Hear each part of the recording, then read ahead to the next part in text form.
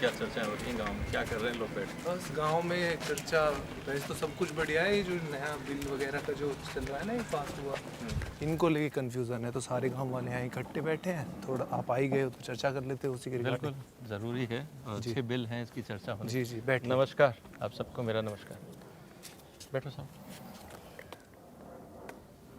मैं आपसे सिर्फ यही पूछना चाहता हूँ कि जो ये बिल आ रहा है, इससे ज़मींदार को क्या फ़ायदा है? अभी तक जो हमारे देश में कानून था, मंडी कानून था, उसमें हमारे पास मंडियाँ थी। किसी भी व्यापारी को अगर किसान से कुछ लेना होता था तो उसको मंडी जाना पड़ता था, और लाइसेंसदारी जो व्यापारी होता था, बिचौलिया होता था, उसके माध्यम से व्यापार होता था। इस कानून ने ये कहा है कि किसान और ख़रीदार कोई मंडी जाने की ज़रूरत नहीं है। अगर आपको मंडी में रेट अच्छा मिलता है, आप मंडी में बेचिए। अगर आपको मंडी के बाहर रेट अच्छा मिलता है, आप बाहर बेचिए। किसान को इस कानून ने ये आज़ादी दे दी है कि आपको जहाँ रेट अच्छा मिले, आप वहाँ माल बेचो।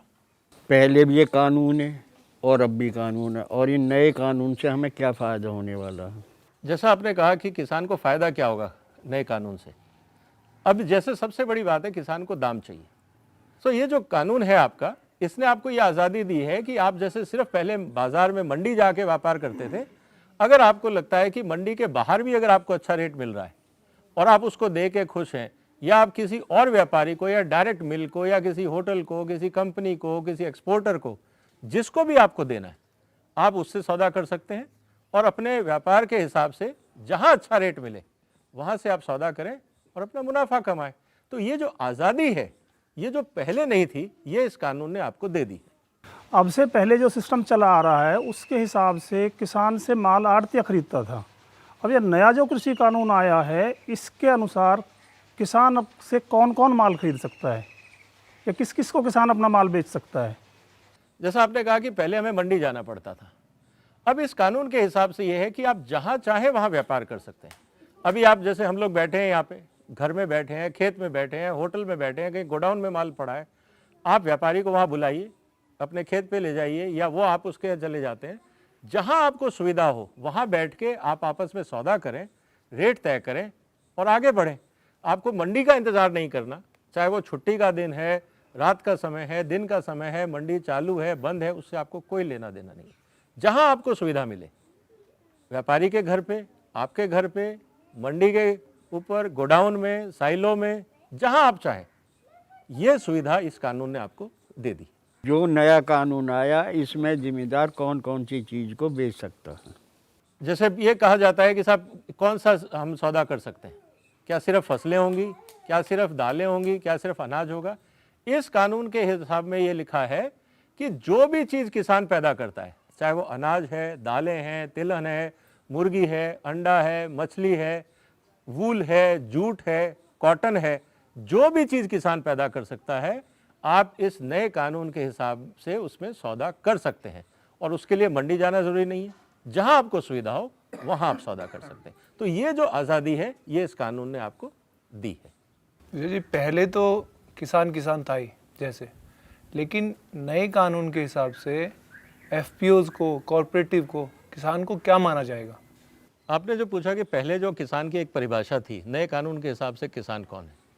नए कानून के हिसाब से जितनी भी किसान की संस्थाएं हैं, एफपीओज़ हैं, कोऑपरेटिव्स हैं, फार्मर ग्रुप्स हैं, इस कानून ने सबको किसान माना है। तो जो सुविधाएं किसानों को मिलेंगी, वही सुविधाएं जो किसान के ग्रुप्स हैं उनको मिलेंगी। तो इस नए कानून के हिसाब से किसान की संस्थाएं भी किसान ही मानी गई हैं। पहले मंडी सिस्टम में क्या होता था, लाइसेंस रहता था बंदे के पास, लेकिन अब जब नए कानून के हिसाब से आदमी या किसान अपना माल बेचेगा या लेके जाएगा, तो उसे कैसे पता चलेगा कि इसके पास लाइसेंस है नहीं है, कैसे किस हिसाब से बेचेगा? जैसा आपने कहा कि पहले तो लाइसेंस एक होता था मंडी में, लाइसेंस वाले के पास हम जाके व्यापार करते थे। अब क्या होगा? नए कानून के हिसाब से जिस भी इंसान के पास पैन कार्ड है वो आपसे डील कर सकता है, क्योंकि अगर कल को कोई विवाद होता है तो सरकार उसको कैसे पकड़ेगी? तो अब लाइसेंस तो है नहीं उसके पास, तो इसीलिए पैन कार्ड का प्रावधान किया गया है कि जो भी व्यापारी, जो भी खरीदार किसान से माल लेना चाहे उसको अपना पैन कार्ड देना होगा, और अगर वो पैन कार्ड नहीं देता है तो उसमें एक सजाव का प्रावधान रखा गया है कि सरकार उस पर 5 लाख तक का जुर्माना लगा सकती है। तो ये एक छोटी सी कंडीशन इसमें डाली गई है ताकि किसान के साथ कोई धोखाधड़ी ना करे, और धोखाधड़ी करता है तो पकड़ा जाए, भाग ना जाए। अगर कोई व्यापारी पैन नंबर अपना नहीं देता है तो नए कानून के हिसाब से उस पर क्या कार्रवाई हो सकती है? बहुत ज़रूरी है ये पता लगाना कि किसने किसान से सामान लिया जी। और इसीलिए कानून में प्रावधान है पैन नंबर का।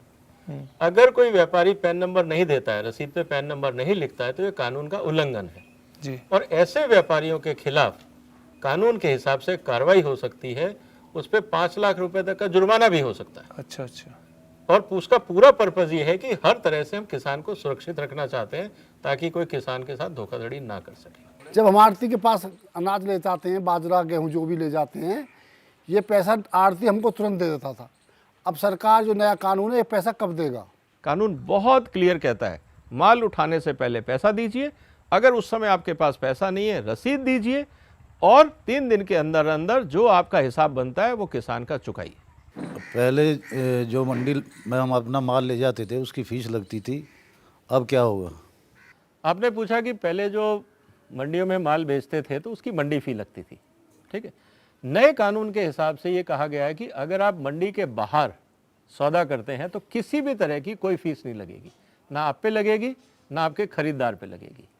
ये सुविधा होने से ये हुआ कि जो पैसा पहले मंडी समितियों में जाता था, कटता था, और व्यापारी भी उस हिसाब से घटा के पैसा देता था और वो घटा हुआ पैसा आप तक आता था, अब नए सौदे में ये होगा कि क्योंकि बीच में कोई बिचौलिया नहीं है, आप सीधा कस्टमर से बात कर रहे हैं, खरीदार से बात कर रहे हैं, जो दाम तय होगा वो पूरा का पूरा दाम आपको मिलेगा, ना उसमें कोई मंडी फी कटने वाली है, ना किसी और तरह की कोई पाबंदी है। तो उससे आपकी आमदनी बढ़ती है और खर्चे घटते हैं, और बाकी जो समस्याएं आती हैं मंडी फी को लेके, रसीद बनवाओ, सेक्रेटरी के पास जाओ, वो सब समस्याएं खत्म हो जाएंगी।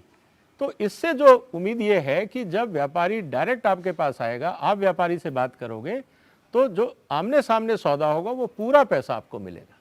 विजय जी, नए कानून के हिसाब से अब किसान को क्या क्या सुविधाएं मौजूद है? पहले तो क्या है, टेक्नोलॉजी थी नहीं, लेकिन अब नई नई टेक्नोलॉजी जैसे आ गई है, उसके हिसाब से क्या क्या प्रावधान है किसान के पक्ष में? अब जो बदल रही है दुनिया, पहले क्या होता था कि हम लोग मंडी जाते थे, अपना माल लेके वहाँ लोकल मंडी में ही बेचा करते थे। अब टेक्नोलॉजी आने से पूरी दुनिया खुल गई। अब आप अपने कंप्यूटर पे बैठ के, अपने इंटरनेट पे बैठ के, जैसे बाकी ई-कॉमर्स की साइट है, आप वहाँ पे भी अपने कस्टमर्स को ढूंढ सकते हैं। अगर आपके पास कोई अच्छी चीज़ है, आप उनको मेल डाल सकते हैं, कोई इस तरह का प्लेटफॉर्म है, वहाँ आप अपनी क्वालिटी बता सकते हैं कि मेरे पास बाजरा इस ए ग्रेड का है, कोई धान है, कोई और सब्जी है, कोई और चीज़ है, आप वहाँ उसको डिस्प्ले करें।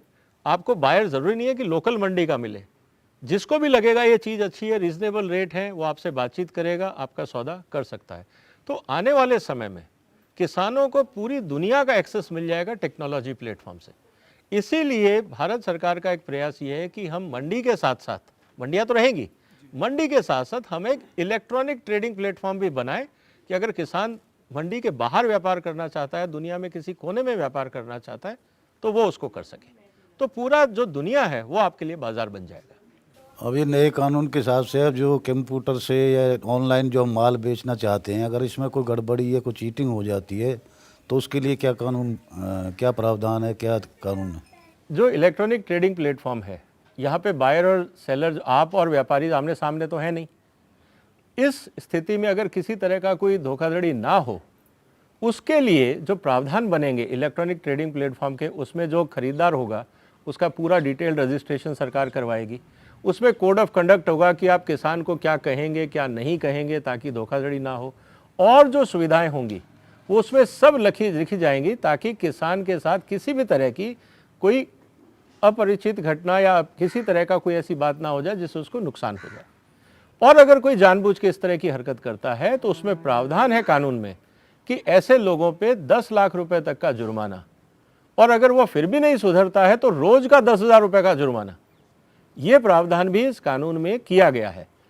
कुल मिला के प्रावधान ये है कि जब हम किसान को नई सुविधा दे रहे हैं, नया ट्रेडिंग प्लेटफॉर्म दे रहे हैं, तो वहां पे पूरी ईमानदारी बरती जाए, कोई भी किसान के साथ गलत काम ना करे, ये कानून में प्रावधान है। हम ये जानना चाहते हैं कि जैसे जो नया कानून आया है उसमें व्यापारी और हमारे बीच किसी प्रकार का कोई विवाद हो जाता है तो हम उसका निपटारा कैसे करेंगे? जब भी कोई व्यापार होता है तो उसमें एक विवाद की संभावनाएं रहती हैं। इस कानून में ये प्रावधान किया गया है कि किसान छोटा है, छोटे छोटे विवाद होंगे, छोटी अमाउंट्स के विवाद होंगे, तो किसानों को कोर्ट के चक्कर ना काटने पड़े, वकील ना हायर करना पड़े, वकीलों के खर्चे ना देने पड़े। तो इसमें एक बहुत सिंपल प्रावधान ये किया गया है कि आप जो लोकल एसडीएम साहब हैं वहाँ जा सकते हैं कि देखिए साहब मेरे साथ ये गड़बड़ हो गई है, तो एसडीएम साहब किसी भी एक अधिकारी को, चाहे वहाँ का सरपंच हो, एग्रीकल्चर ऑफिसर हो, किसी को भी कह सकते हैं कि इनका ज़रा विवाद देख लो। वो मीडिएशन करेगा, आमने सामने बैठा के समझौता कराने की कोशिश करेगा। अगर समझौता हो जाता है बहुत अच्छी बात है, अगर नहीं होता है तो वापस एसडीएम साहब को कहेगा कि साहब ये मान नहीं रहे हैं, ये हकीकत है, अब आपको जो फैसला करना है कर लें। एसडीएम साहब उस पर अपने 30 दिन के अंदर उनको जजमेंट देना है, अपना व्यू देना है।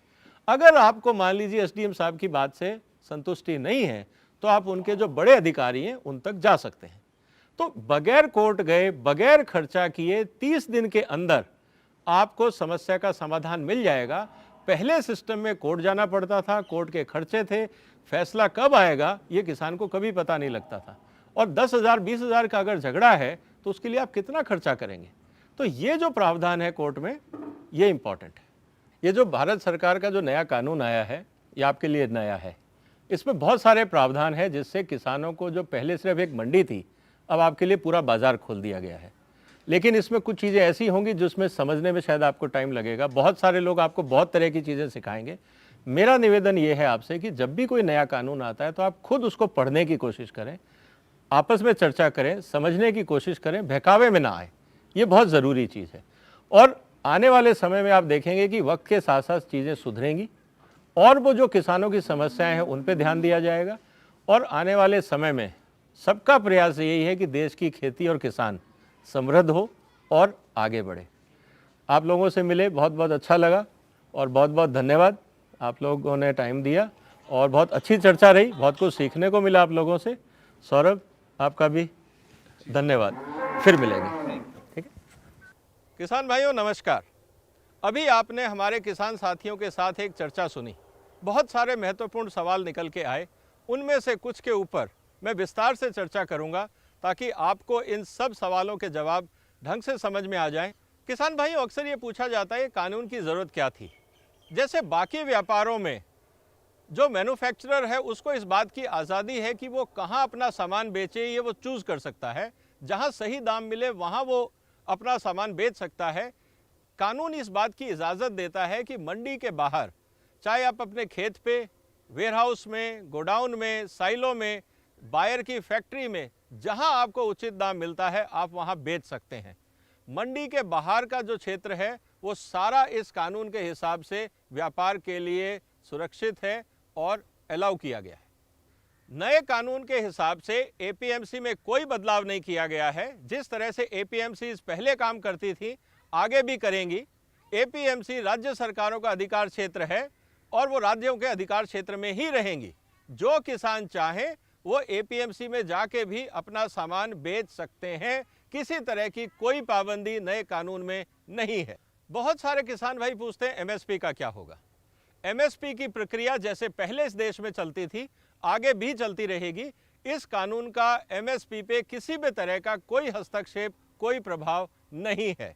जब आप मंडी के बाहर अगर सौदा करते हैं तो उस पर टैक्स कितना लगेगा, मंडी चार्ज कितना लगेगा। कानून के हिसाब से अगर आप राज्य सरकार की एपीएमसी मंडी के बाहर अगर सौदा करते हैं तो उस पर किसी भी तरह का कोई टैक्स नहीं है, कोई फीस नहीं है। ना आप पे कोई फीस लगेगी, ना खरीदार पे कोई फीस लगेगी। ये बात भी आपके फ़ायदे की है ताकि पूरा पैसा किसान को मिले। बहुत सारे किसान भाइयों के सवाल हैं कि पेमेंट कैसे मिलेगा, कब मिलेगा। कानून बहुत साफ कहता है कि जिस तारीख को सौदा होगा उसी दिन किसान को पेमेंट मिलना चाहिए। अगर किसी कारण से व्यापारी पेमेंट नहीं दे पा रहा है पूरी, तो उसको वो रसीद देनी पड़ेगी कि मैंने किसान से कितने का सौदा किया, और 3 दिन के अंदर अंदर उसको किसान का पूरा हिसाब चुकता करना होगा। ये कानूनी प्रावधान है। विवाद की स्थिति में क्या प्रावधान किए गए हैं, इसमें एक बहुत अच्छी बात यह कही गई है कि किसानों को कम खर्चे वाले साधन से किस तरह से जल्दी उनकी समस्याओं का समाधान हो, इसका पूरा प्रावधान किया गया है। जो कानून आज भारत में कमर्शियल ट्रांजैक्शन में इंडस्ट्री के लिए हैं, वही कानून हमने किसानों में लेके आए हैं, ताकि किसानों का जो विवाद है उसका निपटारा लोकल स्तर पे हो जाए। उदाहरण के लिए, अगर कोई विवाद होता है तो किसान एसडीएम साहब के पास जा सकता है, जो भी उनके नज़दीक एसडीएम हैं, उनसे विवाद के बारे में बता सकता है। एसडीएम साहब एक बोर्ड का गठन कर सकते हैं, जिसमें 30 दिन में बोर्ड को आपकी समस्याओं को समझ के दोनों पार्टियों को बुला के अपना निर्णय देना होगा। इसका फ़ायदा क्या है? इसका फ़ायदा यह है कि आपको कोर्ट के चक्कर नहीं काटने, आपको वकीलों के चक्कर नहीं काटने, आपको वस्तु स्थिति समझ के आपके फेवर में या जो भी स्थिति होगी उसके आधार पर फैसला दिया जाएगा। अगर कोई व्यापारी जानबूझ के किसानों को तंग करता है और मुद्दा एसडीएम साहब तक जाता है, और अगर वो फैसला व्यापारी के खिलाफ आता है, उसमें 25,000 रुपये से लेकर 5 लाख रुपए तक के पनिशमेंट का प्रावधान, फाइन का प्रावधान किया गया है, ताकि किसानों को दिक्कत ना हो और व्यापारी भी जानबूझ के किसानों को तंग ना करें। ये आज वस्तु स्थिति है। और अगर मान लीजिए एसडीएम साहब की बात से आप सहमत नहीं हैं, तो आप हायर अप पे उनके जो अधिकारी हैं वहां तक भी जा सकते हैं। किसान साथियों, एक बात और, अक्सर लोगों को ये कहते सुना गया है कि आपने किसानों को कोर्ट में जाने से क्यों रोका। देखिए, इस देश में कोर्ट की प्रक्रिया के बारे में आपको पता है, बहुत लंबी है, खर्चे होते हैं, वकील रखना पड़ता है और पता नहीं फैसला कब आए। हम चाहते थे किसान को तुरंत न्याय मिले। कृषक उपज व्यापार कानून भारत के किसानों की ज़रूरतों को देख के बनाया गया है। जिस तरह से किसानों को दिक्कतें आती हैं, उनका समाधान कैसे हो, इसके लिए बनाया गया है। किसानों की समृद्धि के लिए बनाया गया है। मेरा निवेदन है आप सबसे कि इस कानून को समझें, इसके प्रावधानों को समझें और इसका लाभ उठाएं। लोगों के बहकावे में, किसी और के बहकावे में ना आए। बस यही मेरा निवेदन आपसे है। बहुत बहुत धन्यवाद।